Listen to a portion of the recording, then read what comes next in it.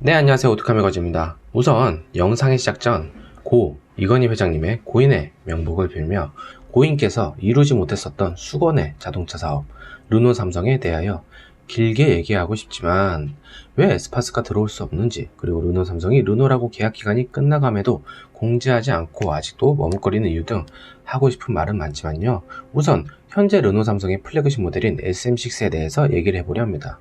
구독과 좋아요 한번 먼저 선으로 눌러주고 감상 부탁드려요. 네, 우선 르노 삼성의 기억은 저에겐 필자에게는 아주 좋은 기억이었죠. 아버지께서 소나타2를 파시고 샀었던 삼성자동차 SM5 48만 킬로까지 뛰면서 미션조차 갈지 않았었고요. 운전 연습도 저 차량으로 했었는데 웬 10년이 넘은 차량을 주냐고 군시로 댔다가 타보고 놀랐었던 기억이 있네요.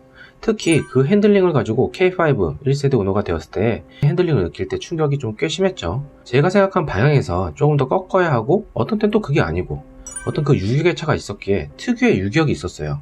운전에 대한 피로감이 상당했었습니다. 특히 고속에서의 운전이나 어떤 좁은 길에서의 코너링을 돌 시에 유독히 피로감이 상당했던 것 같아요. 그 후 좋은 기억으로 SM5 플래티넘을 장시간 운행해 봤고, TC의 엔진이 생각보다 빠릿하면서도 놀랄 정도로의 르노 삼성의 기억은 어떤 의외성이라는 것을 주었습니다. 플래티넘도 마찬가지로 10만 킬로까지 큰 문제 없이 소모품만 갈아주면서 탔었죠. 이렇듯 저에게 차량의 본질적 면에서 나름 좋은 기억을 줬었던 기억이죠. SM7 유아트를 운전할 땐 진짜 운전의 재미, 그리고 6기통 엔진에 대한 매력에 푹 빠졌을 정도로 좋았습니다.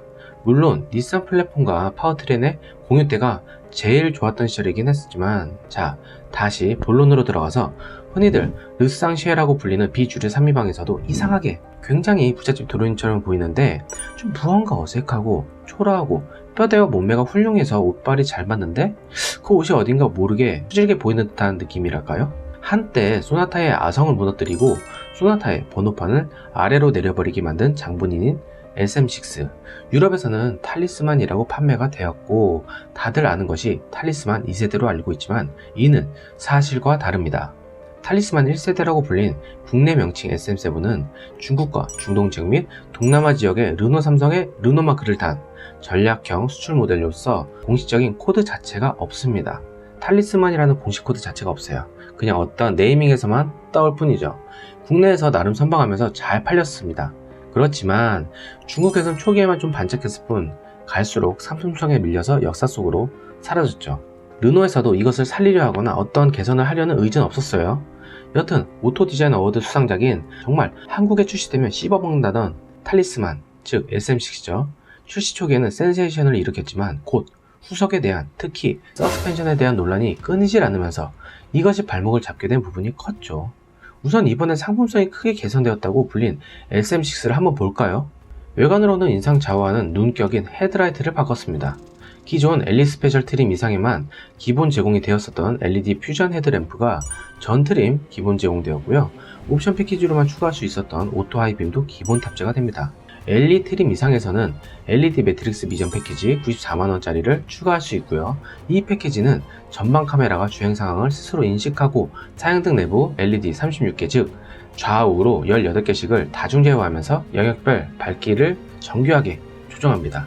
르노 삼성 측은 이를 통해 운전자 시야 확보는 물론 마주오는 차량 운전자의 눈부심까지 방지하여서 한 차원 높은 주행 안전성을 제공한다고 밝혔죠. 고작 저 헤드램프 하나 가지고 호들갑이냐 라고 하는 분들도 있겠지만 실제로 운전해보면 정말 좋고 편합니다. 아우디에서도 A8에 A8에 최초 적용시켰을 만큼 고급차에 달리는 것이고, 동급 모델에서는 없죠. 소나타, K5, 말리부에 달려있지 않습니다.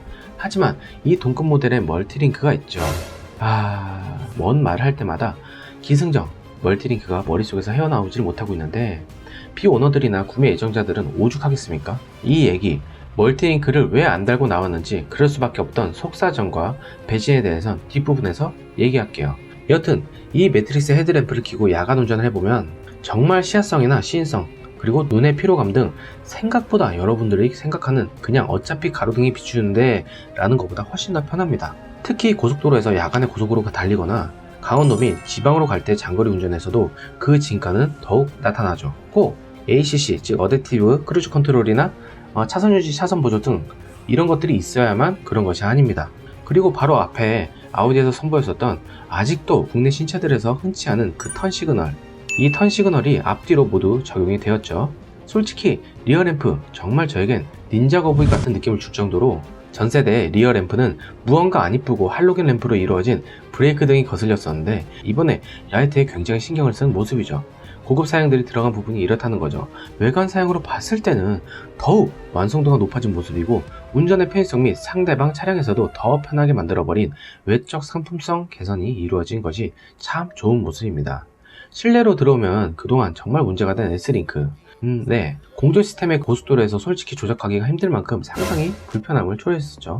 하지만 이번에 정말 UX나 UI적으로 많은 발전이 이루어졌습니다. 느린 속도감도 전부 다 개선이 되었죠. 또한 이번 패스리프트 SM6에서는 10.25인치의 컬러 TFT LCD 클러스터와 맵인 기능이 적용되었고요. 즉 LCD 클러스터 안에 이제 내비게이션 화면이 적용이 되는 거죠. 컵홀더까지 적용된 앰비언트 라이트는 동급에서 개인적으로 제일 이쁘게 잘 적용되었다고 생각이 되어지네요. 원래 프랑스차 자체가 이런 감성과 감수성에 대한 것에 예민하기에 그동안 구식 레이아웃에서 벗어나 르노만의 색채로 잘 탈바꿈했다고 생각이 됩니다. 다른 것보다 제일 아쉬운 점이 기어노브인데요. 신형 캡처의 전자식 기어노브를 했었으면 어땠을까 하네요. 명색이 나름 자사의 플래그십 모델인데 기어노브 같죠? 아무튼 이렇게 2021 상품성이 크게 개선되어 페리, 즉 페이스리프트의 정석이라고 불릴 만큼 제대로 된 페이스리프트를 보여줬지만 너무 정석적이었을까요? 그렇게 염원하고 소원케 하던 푸른의 멀티링크는 장착되지 않은 채 결국 멀티링크보다 더 좋다고 한 전설의 AM 링크를 완전히 제외하고 푸른에 적용된 대용량 하이드로 부시의 직경을 기존 69mm에서 82mm로 확대하였으며 유압식 내부 구조를 통하여 노면의 요철로부터 전달되는 날카로운 충격이나 진동을 흡수하여 실내로 전달되는 불쾌한 감각을 억제한 것이 특징입니다. 실제로 출시 후 기자 시승회에서 서킷에서 극도로 던져보게 했고 시내 주행에서도 방지턱을 넘을 때 기존 모델만큼의 불쾌함이 많이 감쇄된 만큼 상품성이 많이 개선되었죠. 이는 전륜과 후륜 댐퍼에 신규 적용된 모듈러 밸브 시스템인 MVS를 통하여 댐퍼의 빠른 수축과 이완을 부드럽게 완화하여 강한 충격을 피할 수 있게 하였죠. 시승 차량에서 서킷에서 야간과 주간 주행을 할 만큼 브레이크 패드가 버티는 내구성까지 보였는데 이는 상당한 내구성입니다. 아마 이런 것을 보여주고 싶어서 일부러 서킷에서 일반 세단이 시승회를 제공했다는 자체가 놀라울 뿐이죠. 무엇보다 각 모드에서 변경되는 전자식 가변 댐퍼 문제는 1.8L에만 달려있다는 것이 좀 그렇지만요. 엔진 출력이나 거동면에서 1.8L에만 달릴 수밖에 없겠구나 하는 이해도 되긴 됩니다. 실제로 스포츠 모드로 놓고 달릴 시에 코너 진입 시에 생각보다 안정적인 면을 보여주는데요. 워낙에 차급에 어울리지 않는 19인치 휠과 폭과 반강제적으로 버텨주는 이 댐핑에서 그렇게 느껴지는 부분이 큽니다. 그럼에도 불구하고 없는 것보다는 이런 식으로 가변 댐핑에 의한 거동성 확보를 해주게 하는 것이 훨씬 좋은 모습이죠. 한번 실제로 운전을 해보고 느껴보는 게 조금 더 다른 생각을 해주게 하는 그런 부분이 확실히 있어요. 게다가 그토록 염원하던 0에서 160km까지 가능한 스마트 어댑티브 크루즈 컨트롤 이하 ACC죠. 차선 유지 보조, 차선 유지 이탈 보조, 그리고 차량과 보행자 및 자전거까지 감지해주는 긴급 제동 보조, 차간거리 경보와 사각지대 경보, 후방 교차 충돌 경보, 주차 시에 조향 보조까지 해주면서 반자율주행 및 그에 따른 안전사양을 대폭 강화했습니다. 무엇보다 엔진 부분을 빼놓을 수가 없죠. 심장을 바꿨습니다. 이게 가장 큰 부분인데요. 보통 페이스리프트 때 바꾸는 경우가 거의 없이 풀체인지에 적용하는 경우가 많은데 아예 심장을 바꿔버린 SM6 TC260이라 불리는 1.3L 가솔린 터보 엔진은 벤츠와 공동 개발했다고 알려져 있지만 실질적으로 주도한 것은 르노사이고요. 공급을 받고 세팅력을 서로 맞추지 않은 것은 벤츠입니다. 즉 A클래스 세단과 같은 심장을 하고 있어서 공동 개발한 엔진이다, 이게 아니라 저 배기량의 엔진이 필요했던 벤츠와 르노사의 이해관계가 맺은 MOU 협약에 따른 결과물이라고 보면 될 것 같네요. 르노가 주도했다고는 하지만 르노는 F1 머신을 개발하고 모터스포츠에 능한 그룹이라 엔진의 기술력 자체의 의심은 그 어느 회사와는 다르게 매우 좋습니다. 내구성 또한 좋고요. 여튼 이 1.3L 다운사이징 가솔린 터보 엔진은 최고 출력 156마력과 최대 토크 26.5kg를 발휘하고요. 게트락사의 습식 DCT 7탄을 장착했습니다.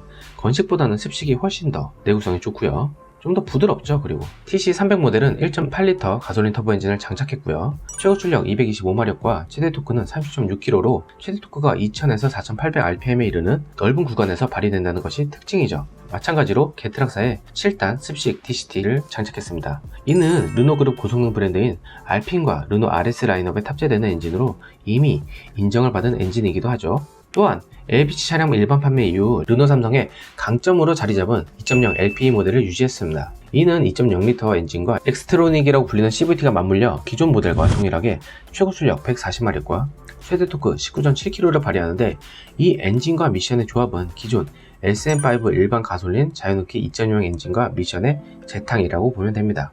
그렇다고 해서 안 좋은 것은 아니고요. 타사의 CVT보다 수동 모드 시 직결감이 좀 더 좋은 느낌이 있죠. 이렇게 파워트레인으로는 3가지 종류가 있고요. 자, 문제의 서스펜션인 토션빔과 특유의 울컥거림, 올컷이 왔죠.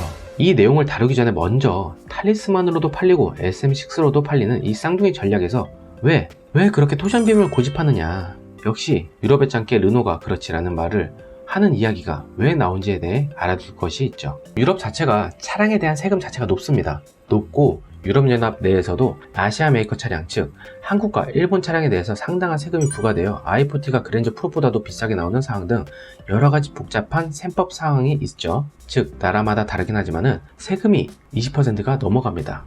물건값에서도 각 나라 생활 수준에 따라 가격이 동일한 품목과 물품이라도 다르죠. 프랑스를 여행하다가 느낀 점은, 와, 나름 고상하고 우아하다는 선진국의 도로 사정이 이래? 에어컨조차 없이 테라스에서 먹는 음식 등 그만큼 먹과 전통이라는 것을 중시하여 오래된 돌길이나 그런 것들조차 함부로 깔 수가 없고요. 다시 그 위에 아스팔트를 깔 수가 없습니다. 오래된 건축물에서 에어컨을 설치를 하려면은 관공서 허가와 시공 허가 등 매우 복잡한 절차가 이어짐에 있어 문화 자체가 다르죠. 산타페가 6천만 원이 넘어가는 것에서, 와, 도로 사정이나 그런 것을 보면은 작은 해치백과 외건이 많이 팔릴 수밖에 없는 구조구나 라는 생각이 단박에 들 정도입니다. 하물며 옵션에서도 분명히 이 클래스인데 휠이 알로이 휠이 아니라 깡통휠 같은 것도 있고 등등 옵션에 따라서 하나하나 세분화된 것과 수동 모델의 존재 등등 불편함을 느끼는 게 아닌 일상 속에서의 당연함입니다.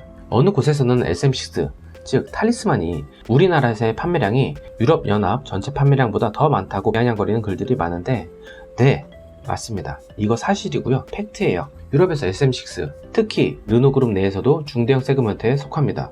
실제로 겉보다 안에 타보면 작은 크기는 아니죠. 지금은 단종된 SM5가 프랑스 영화제에서 레티튜드로 해서 수많은 헤어스타들을 의전용으로 태우고 다니면서 레티튜드에서 내리는 스타들의 모습이 심심치 않게 나오는 이유가 여기에 있는 겁니다. 이런 배경이 있어서 세단, 특히 중대형 세단이라는 것은 좁은 도로가 많은 유럽, 특히 프랑스나 영국, 이탈리아 등에서는 비즈니스 세단, 즉 2사급 이상의 법인 차량으로 이용되는 경우가 대부분이죠. 우리나라 그랜저가 세일즈 비즈니스 세단이 아닌 법인 차량에서는 임원급부터 제공되는 것과 같은 맥락이라고 보면 됩니다. 이렇기 때문에 유럽의 전체 판매량보다 한국에서 더 많은 이유기도 하죠. 참고로 옵티마로 팔리고 있는 K5는 그보다도 안 팔렸다는 것을 보면 말 다 했죠.